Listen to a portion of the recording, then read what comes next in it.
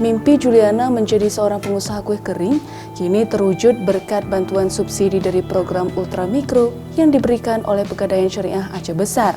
Dengan modal usaha 10 juta rupiah, Juliana memanfaatkan dana itu untuk mengembangkan usaha kue kering yang dijualnya demi membantu keluarga memenuhi kebutuhan rumah tangga. Selama bulan suci Ramadan, Juliana kebanjiran orderan kue kering dari konsumennya untuk perayaan Lebaran. Usaha kue kering itu menjadi lapangan pekerjaan baru bagi warga setempat. Sedikitnya ada 6 orang yang menjadi pekerja lepas di tempat usaha milik Juliana.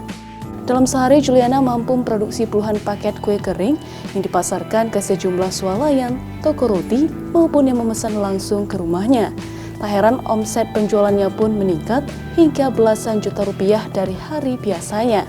Ya, alhamdulillah terbantu dengan modal usaha dan pegadaian. Pasarannya semakin banyak, kita tambah toko, karena kan tambah modal berarti kita pemasarannya semakin luas. Pegadaian Syariah Aceh gencar menggerakkan program Ultramikro yang menyasar pelaku usaha dengan cara memberikan subsidi muknah atau subsidi sewa modal sebagai upaya pemulihan ekonomi nasional. Tahun ini, Pegadaian Syariah Aceh menargetkan 3.657 nasabah mendapatkan subsidi jasa simpan modal ini dengan nilai penyaluran berkisar 40,8 miliar rupiah. Syaratnya sama seperti gadaikan biasa, cuma dia punya profesi sebagai pengusaha ultramikro yang mendapatkan pinjaman 1 sampai dengan 10 juta tadi.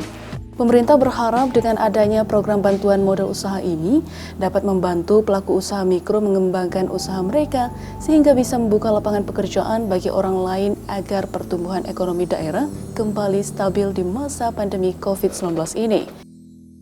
Tim Liputan Kompas TV, Banda Aceh.